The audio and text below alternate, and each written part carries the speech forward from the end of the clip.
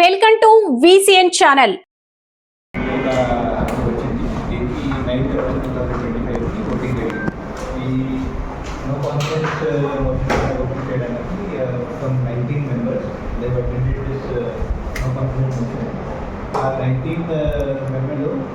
మొత్తం only 19 members they voted against the motion.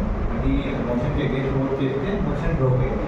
ఇప్పుడు I conducted that తర్వాత ఒక ప్రొసీడింగ్ రిజల్ట్ ఈ నో కాన్ఫిడెన్స్ మోషన్కి డ్రాప్ చేయడానికి మేము రిజల్ట్ ఇచ్చాము. So basically no confidence motion is drop. So in this I want to thank the department and from the electricity department or the other department. We will be able to end the relationship.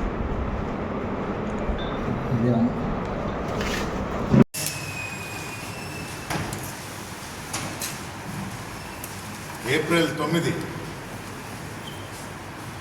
ఒక గుర్తుండిపోయే రోజు.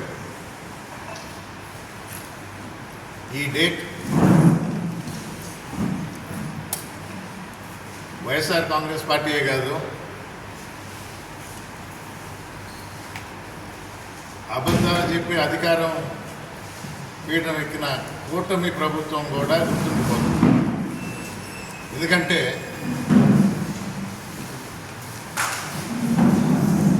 కూటమి ప్రభుత్వానికి పతనానికి మొదలైన రోజు ఈరోజు.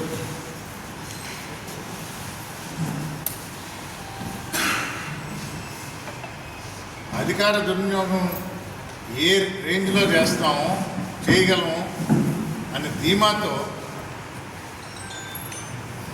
25 మంది కౌన్సిలర్స్ ఉన్న వెంకటగిరిలో తెలుగుదేశానికి ఒక్క కౌన్సిలర్ కూడా లేకపోయినా మున్సిపాలిటీని కైవసం చేసుకుందామని తెలుగుదేశం రంగంలోకి దిగింది. రోజులు పోయే కొద్దీ తెలిసి వచ్చింది, మాకేం సంబంధం అంటారు తెలుగుదేశం ప్రభుత్వం. 25 మంది కౌన్సిలర్స్ వైఎస్ఆర్ కాంగ్రెస్ పార్టీ వాళ్ళు నిర్ణయించుకుంటారు అంటారు. తెలుగుదేశం ప్రలోభాలు పెట్టింది, కేసులు పెడతామని భయభ్రాంతులు చేసింది. పాత కేసులు ఏమన్నా ఉంటే తిరిగి తోడి జైలుకి పంపిస్తామని బెదిరించింది. ఇవి వాస్తవం. తెర వెనక నుంచి చేస్తూ ఉంది, కానీ ఇది వాస్తవం. ఏ రోజు బయటపడలా. తెర వెనక మంతనాలు, అధికార దుర్వినియోగం. కౌన్సిలర్స్ ఈ బాధ పడలేక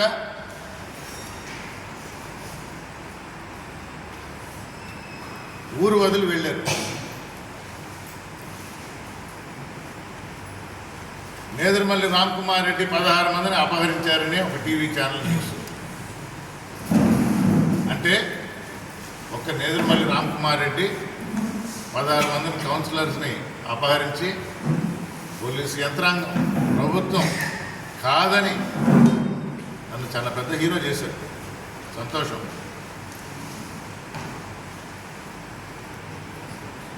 దాచిపెట్టాలన్న నిజం నిన్న ఉదయం ఆంధ్రజ్యోతి పేపర్లోనే వచ్చింది. కలెక్టర్ గారి దగ్గరికి పోయారు, వాయిదా వేయమని అడిగారు. అంటే మా కుట్రలకి, మా కుతంత్రాలకి, మా ప్రలోభాలకి మాకు ఇంకా సమయం కావాలి.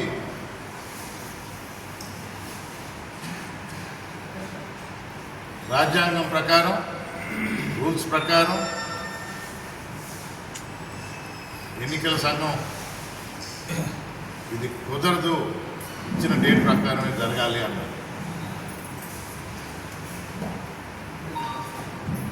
అవిశ్వాసం తీర్మానం మీద ఈరోజు సమావేశం జరిగింది.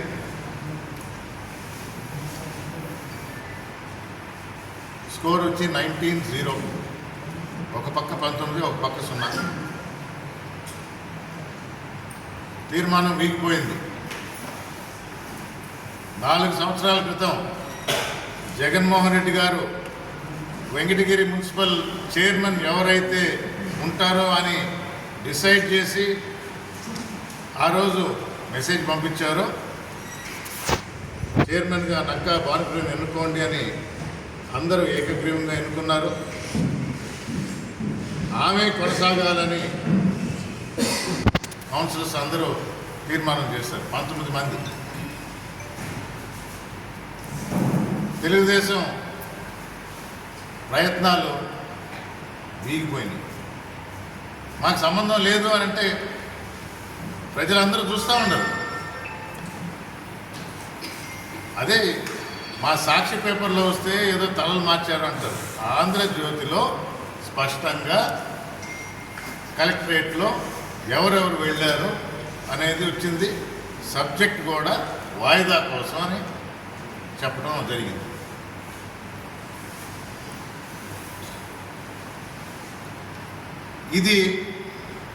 ఈ విజయం వైఎస్ఆర్ కాంగ్రెస్ పార్టీకి తొలి అడుగు. మేము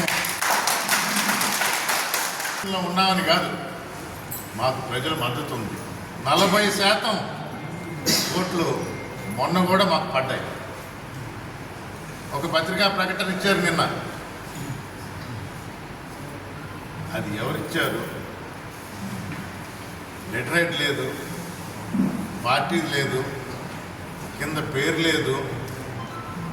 దాని మీద కమెంట్ చేస్తే మళ్ళీ మేము అది కాదు అనే ఆస్కారం ఉంది. కాబట్టి దాని జోలికైతే నేను వెళ్ళను.